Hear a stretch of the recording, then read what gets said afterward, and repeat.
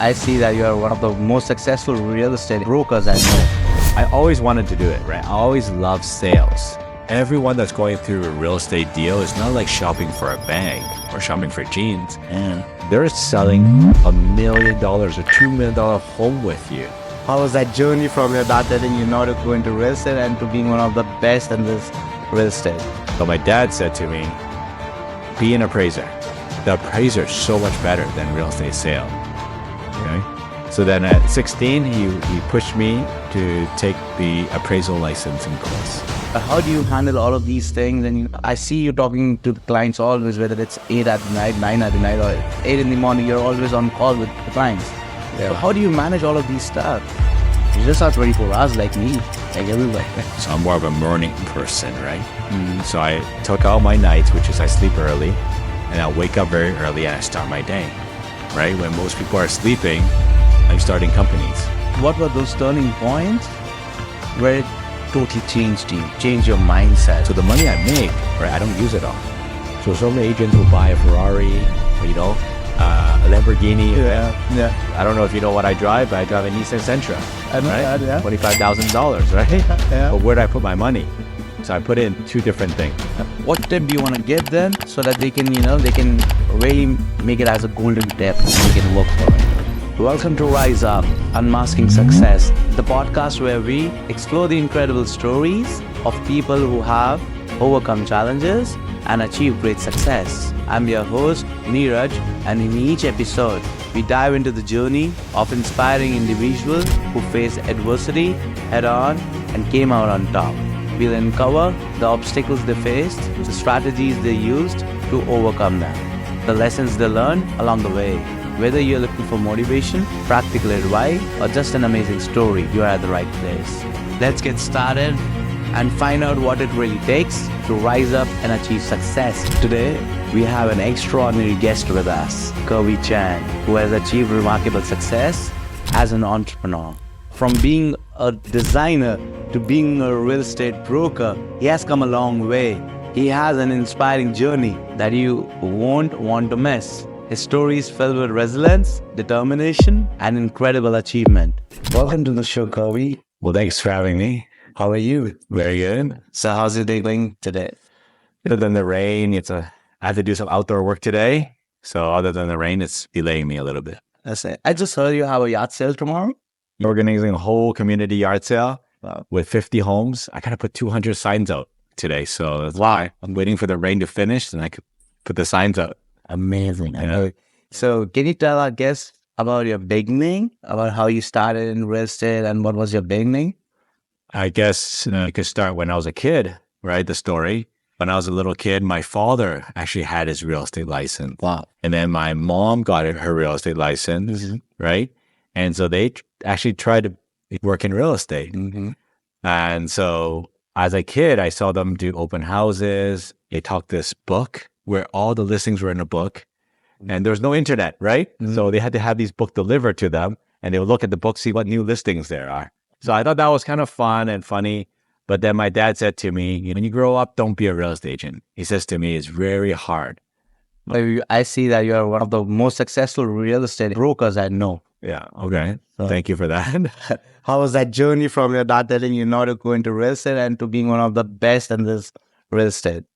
I wouldn't say best, but thank you for the kind words. So my father said, don't do it.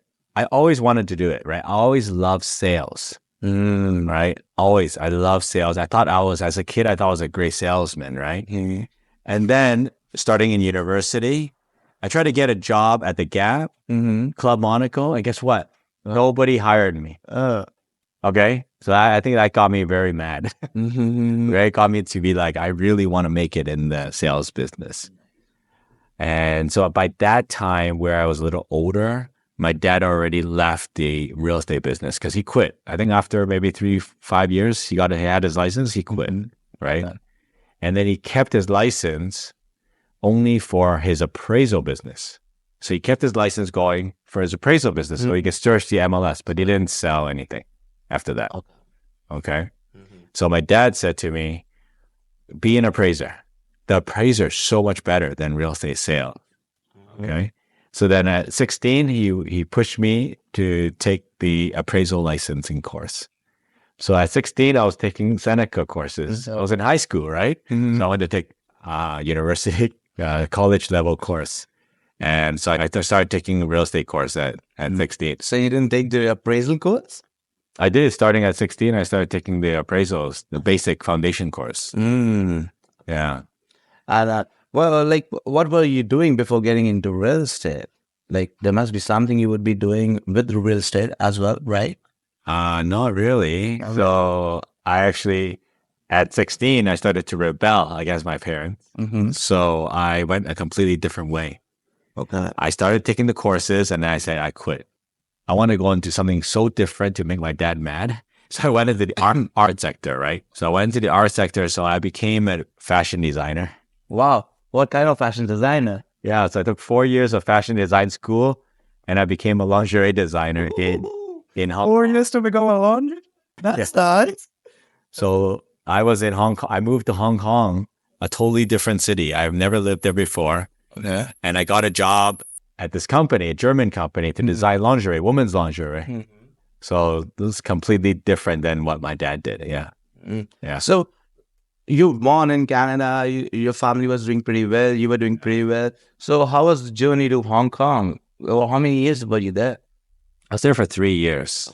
So I think that led to my growth. I've never lived alone. I've always been raised very protected, right? Everything my parents take care of it. But first time in a new country, living alone, I grew up those 3 years. I became an adult those 3 years. Yeah. And then in the lingerie business, I think that was pivotal. I think when I look back now, it wasn't wasted because in that business, I learned how to tailor, tailor an experience for a customer because we had customer orders. We had to tailor something for them. Also tailor design for them. Oh, so you have to give them the perfect fit and everything? Basically the perfect thing that met their match. Okay. If they're looking for something for sporty or a certain type of lifestyle, we had to design that vision. So right now, when I'm in real estate, I feel like the same way. I go to a seller's house and I'm designing a package for them. Each one is different, right? And that I think a lot of agents, don't see that. They think everyone's the same. Okay. And do you think that a guest should know that? What if you don't be successful in real estate? What would you do then? Well, I don't know what's successful to everybody's different. What's successful? Yeah. Okay. So I can't answer that question for people, but it's to find out what's their definition of success. Some people want to sell 10 homes. Some people want to sell 500 homes. Okay. So you're saying that success definition is different for everybody. It is. Yeah. Oh. Yeah. Yeah. Okay. But what there is though, is that success leaves clues, right? So if you are mentoring with somebody or you're following somebody or joining someone's team or a company, then you want to look at what is their track record of success, right? Success to me means that somebody has said, I will do X and they do X. X is done. That's success for me, right? Because they said what they were going to do and they actually did it. Most people I meet would say X And do Y. and do Y. Or they'll never get to X, right? So You're saying that I don't want words, I need action. that's right. Yeah. So if you want to Good be way. successful, you need actions, not words. That's a good way to put it. Yeah. Okay. Action speaks volumes, right? I heard someone say that before. Yeah. And you're a pretty good, you're settled up, you're a family guy, you have cute 3 kids, you have Yeah. beautiful wife. So how you handle all the business in the family separately, and you don't take the stress at home? I'm sure you don't. But how do you handle all of these things? And I see you talking to the clients always, whether it's 8 at night, 9 at night, or 8 in the morning, you're always on call with the clients. Yeah. So how do you manage all of these stuff? I would say manage it with a good calendar. I know it's, people talk about calendar a lot, but if you open my calendar, you're going to see different colors, right? Yeah. Every color is meant for something there. So yes, if a client calls me, if I'm in a certain color, meaning I'm doing another action, then I don't take the call. Okay. Right? So a lot of agents would take the call, right? but guess what? They've already neglected what they were scheduled to do. Yeah. I have scheduled time to return calls, right? So right now I run 4 companies. Each company will get its own time, right? To be spent on the company. Okay. So this is how you are so much successful. You keep everything separate and you manage your time and give 100% to whatever that time is, and right? Yeah. Yeah. That's pretty good. I'm just curious to know that it's just 24 hours in a day. But how do you manage all those 4 companies, your family, your clients, your team members? You have a lot of team members. You are a team mentor. So how do you handle all of these things? You just have 24 hours like me, like everyone, right? Yeah. Well, yeah, I agree. Everyone has 24 hours, right? I just start a little earlier than others. So I start at 4:30 in the morning. Wow. We wake up early. I identify like usually my nights are not really productive hours. So I'm more of a morning person, right? So I took out my nights, which is I sleep early, and I wake up very early and I start my day, right? When most people are sleeping, I'm starting companies. Okay. That's So I do my workout, and then every day, basically 6 o'clock is my new development. So which company that needs the most development, I start at 6 with somebody, with my team. how do you like handle your exercise, your motivation, your body energy? How do you keep so much charm on your face? Never stressed, always smiling, always happy. How do you cope up with all of that? I think it's the meetings I have with my team, my family, and getting on the same page, right? Where everybody knows what we're accountable for. That means what we're responsible for. So there's no doubling up, or there's no stress of who's doing what. So I think that's the key, is that I work with teams in all of my companies, right? Have you ever seen me work on something alone, right? I've always seen you working with the whole team, Always working on team. spreading your message, spreading how you become successful, telling them the ways they can be successful too, telling them the blind spot where they're lacking behind. I think I have a problem though. I'll share with you. Well, what's the problem now? I don't like to be alone. That's not a problem. Yeah, I don't like to be alone. I like to be with people. I enjoy being with people, and that's why when I work on something, I like to pull in someone, pull in a team member, you know? So you believe more in teamwork than standalone working, right? Yeah. You believe in teamwork. That's that's not a bad habit, I guess. That's a good thing. That's a good thing. It turned out to be a good thing. Yeah. Yeah. Because people, are always trying to find somebody who can be as supportive as like you, who can be as understanding as you. Yeah. So everybody's trying to find that that person, that mentor. Yeah. So a lot of people I talk to, there are a lot of people struggling out there just because they don't have the right guidance, they don't have the right mentor, or they were successful for starting 2 years, now they're not successful because they don't know how to keep a database. Yeah. Yeah. You're a master in that. Yeah. I see a lot of realtors struggling for, like, they're doing door knockings, they're putting hangers on the door, they're trying to reach out to people from telelisting or anything. They're trying to reach out to people, and still they get depressed at the end of the day. They get, they're not motivated enough on the next day. So how do you cope up with that, and how do you keep your database and you get your, get your listings, get your set of clients? How do you do all of that? Well, I'll share another thing about me, okay? Because I love to compensate things, right? So for me, I didn't like getting rejected. Okay. And I didn't like cold calling people, right? Like they say no to me, right? I'm a very, loving person, right? I want everyone to love me.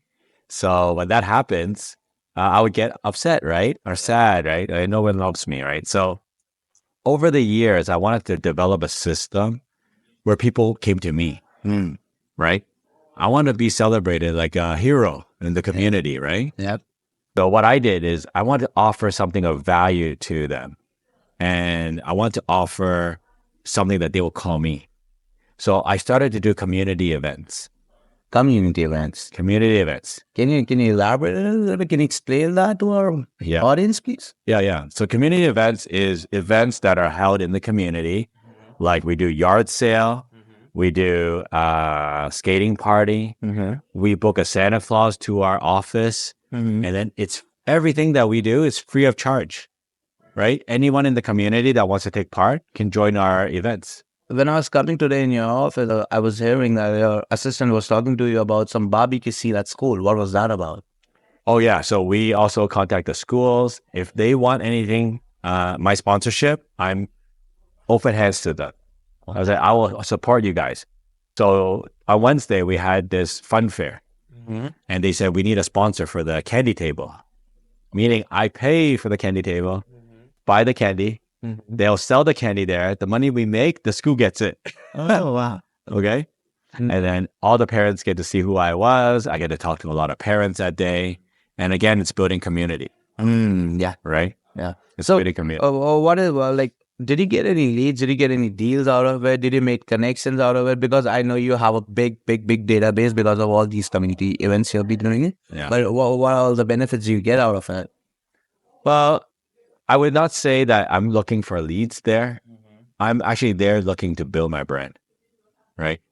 Building a brand means that I have mind share in their minds. And I want that mind share to be positive mind share.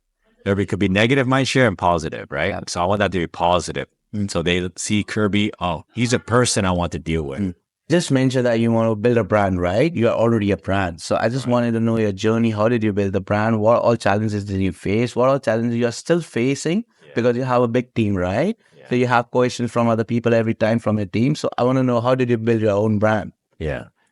In the beginning, building a brand, we were very confused, right? We didn't know like what we represent, what our mission was, because we never wrote it down, right? All we did was go out, sell homes, right? Most of the people are doing that. Most of the people are doing that, right? We just go out and sell homes. That's it. What are you talking about brand? What are you talking about mission? What are you talking about mission, right? So what we did one day was we sat down and as a team, we came up with our mission, vision, and values. Wow. Right. MVV. Yeah. Call it MVV, right? Yeah. Mission Vision. and value. Yeah. Wow. Okay. So then we drafted all that. And so that we don't forget it, we put it on the walls of our office. Right. So when you walk into our office, you can see our mission, vision, and values. Right. So, and then it just gets ingrained in your mind. Right. And then everything that we do is based on those mission, vision, and values. So we based it on, okay, does it fit in these mission, vision, and values? If it's yes, then we go do it. If it's no, then we don't do it. Okay, like that thing with the school, meeting other parents over there. Our mission is to be the most trusted real estate company in the world. Wow. Does it fit? Yes, it fits. So I would go do it, right? The vision is to build generational wealth with families using real estate. And then yes, when we go meet the parents, that's what we talk about, right? That's the vision we create for them, is that yes, as parents, we have, we're striving for something right now, working, but we want an easier life for our kids, right? Yeah. So when there's a lot of people say, I don't even know how our kids are going to buy a house. Well, my clients have already bought the house for their kids already many years ago, right? We don't have to worry about that. Yeah. And they always thank me. Oh, thank you for your vision, your guidance, right? We can't do it now if we tried it now. The prices have gone up a lot. Yeah. Right. You just mentioned that you don't like to be rejected. Yeah. Even I don't. That's really the thing. So what were those turning points where it totally changed you, changed your mindset? Because, a lot of people working out there, it doesn't work through a proper path. Like just you told MVV. Yeah. People are just, people are just going out of their house in the morning and they're just working out. They think working out will make them rich. No. Yeah. Working hard doesn't make you rich. Yeah. Working smart with working hard makes you rich. Right. So what was that turning point? How did you do that? Well, I think, when I developed the mission, vision, values, I think that was a result of something else, I guess. If I go back in time, I remember there's a time, this is around 6 years ago, that all I did was work. So 7 days a week, only working as a real estate agent, okay, as a job, right? Not as a business. Like now I view it and work it as a business. So that's a little different how we look at it. So worked at it as an agent. At home, it was not that good because I worked so much, right? Yeah. At home, it wasn't good, right? Because I wasn't there for the kids. I'm either working at the office, working at real estate, or traveling somewhere for a conference, right? To do more work. Yeah. And so work was not good because it's consuming. Home was not good because I didn't spend time at home. So home, we were on the verge of getting a separation at home. I'm sorry. Yeah. So this is, like I said, 5-6 years ago. And I think the turning point where it all shifted, the breaking point, was when it really hit just rock bottom. It was bad at work. It was really bad at home. Like something needed to change or shift.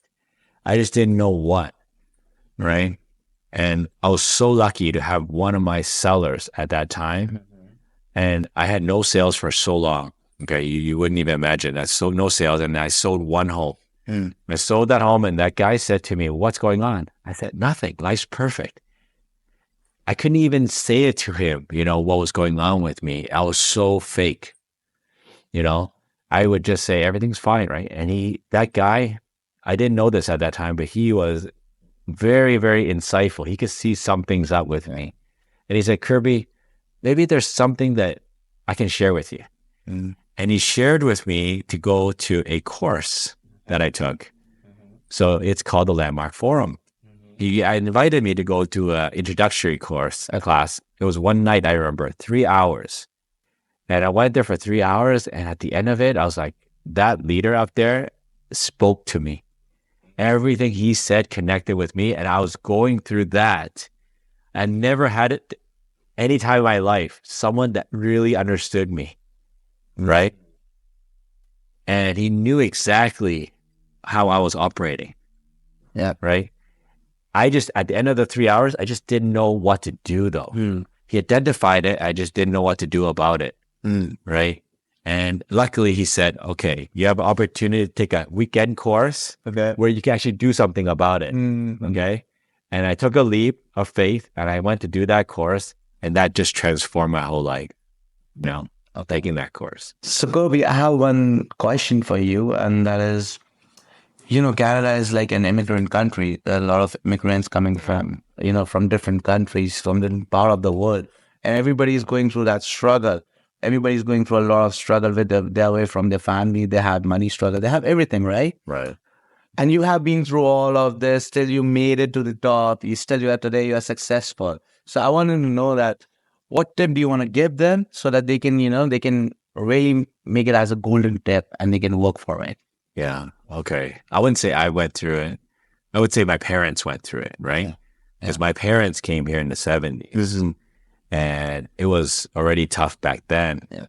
But I would say you're right. It's a little tougher now because opportunities have shrunk. Yeah. And also the money part. Cost of living has grown so much. Yeah. Right? So I think the opportunity is always going to be real estate, And I always say to my parents, when they were young, if they could have bought a little bit more homes back then, I know back then, I think their salary was $5,000, right? Yeah. I think homes back then were $30,000, right? Yeah.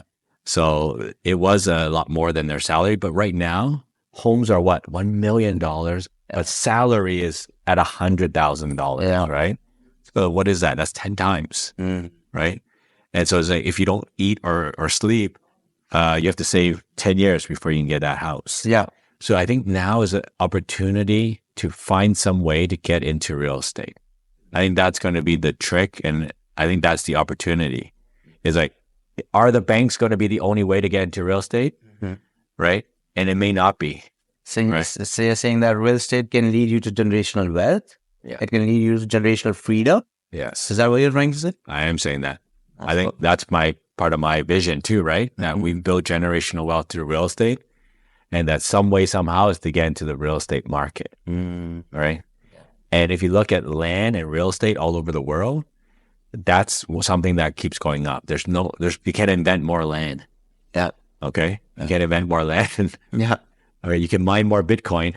Okay. You can't invent more land. You can mine more Bitcoin, but you can't mine more land. Yeah, exactly. So my formula for accumulating wealth, right, to go from, let's say, struggling to wealthy, is very simple. It's something I follow, right? I didn't read this on the internet or anything, but just personally, what I follow is number one is that generate income, right? So you got money coming in. And the second thing is limit your expenses. Yeah. So live below your means. So if you're spending as little money as you can to live, but making money to survive, right? And then thrive. So if you're always positive there, we're going to make money. Okay. Yeah. You have been through all the crucial points of your life. I would say you have been through all the ups and downs, everything. You have seen all the season of your life, I guess. Mostly all of them. Okay. Right? Mostly. And happy days are coming, I know. More happy days are there. So what do you have is something for, real estate agents? How do they accelerate their program? How do they accelerate their careers? How can you say that? Do you think their own personality means a lot? Their own face means a lot, or their own conversation means a lot? I think definitely it's not what you do. It's not so much about strategy. Okay. Everybody out there, real estate agent, not real estate agent, they always focus on strategy, what to do. How do we manipulate people, right? Yeah, well, sure. That's something that I see that's, doesn't work. You think that's a barrier? You shouldn't do that. Yeah. So it's not about strategy, it's how to manipulate people, right?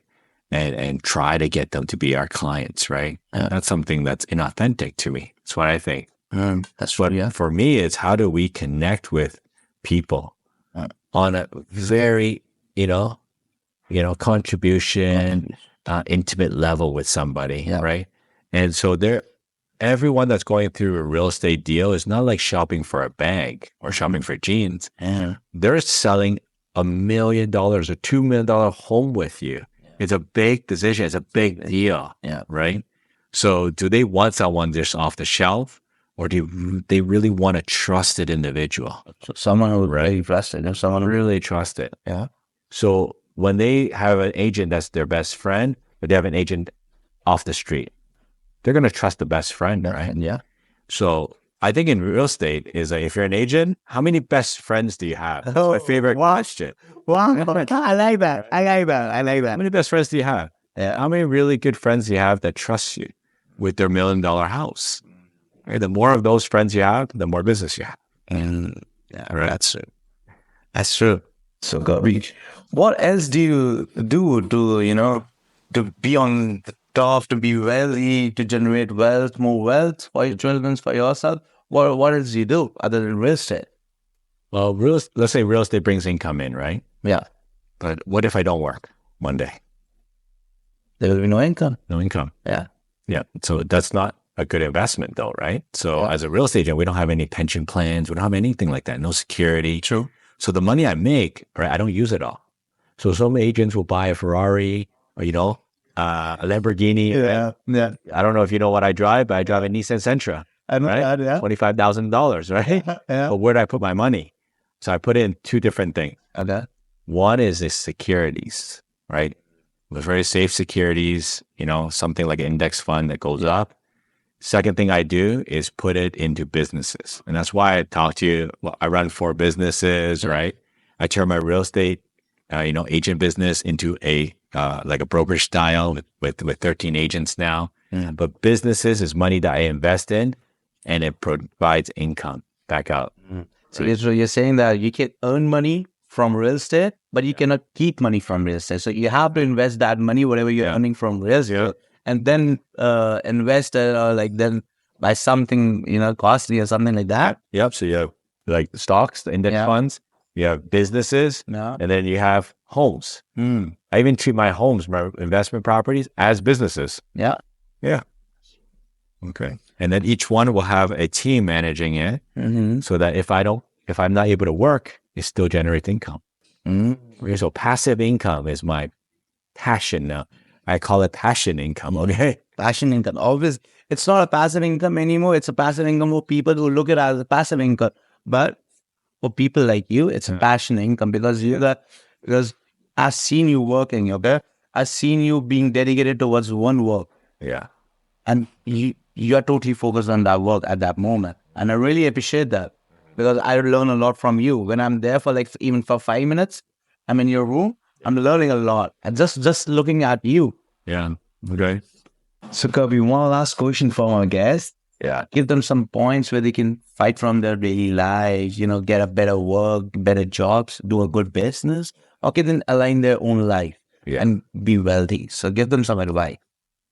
Well, for myself, right, how I looked at it was I wanted something that I could be in where I can earn money, and there wasn't a cap to it. Okay.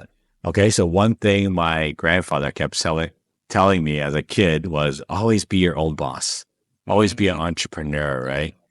So was I going to work for a company and make 100,000 a year every year? Or was I going to work for a company where the growth is unlimited, right? Based on how hard I work or based on maybe my systems, right? How smart I work, like you said, right? Yeah. The smarter I work, if there's no ceiling, then I think that's where you should be, right? And that's why I've always brought in a lot of people into the real estate business, right? I brought them into our organization and I grew them, okay? Because it's a very attractive business to be in. And what if our guest wants to join your organization? Can you tell them the name of your organization and Yeah, definitely. some information so that they can contact you? Or, Yeah. So we are EXP Realty. Mm-hmm. And the good thing is that it's a cloud brokerage. So it's operated on the cloud. It's not location specific. So I can have a team member in California join us. Oh, wow. I can have someone in Vancouver join us, right? It's a pretty revolutionary model. Okay. And they can, of course, find me on Facebook, Instagram as Kirby Chan. And yeah, follow me and let's go on this journey together. Perfect. Okay. Thank you so much for your time, Kirby. Man. Thank you so much. Thank you for having me. Thank you. And to our listeners, thank you for tuning in to Rise Up, Unmasking Success. If you enjoyed this episode, please subscribe, leave a review, and share it with others who might find it inspiring. Remember, no matter the odds, you can too rise up and achieve great success. Until next time, keep striving for success.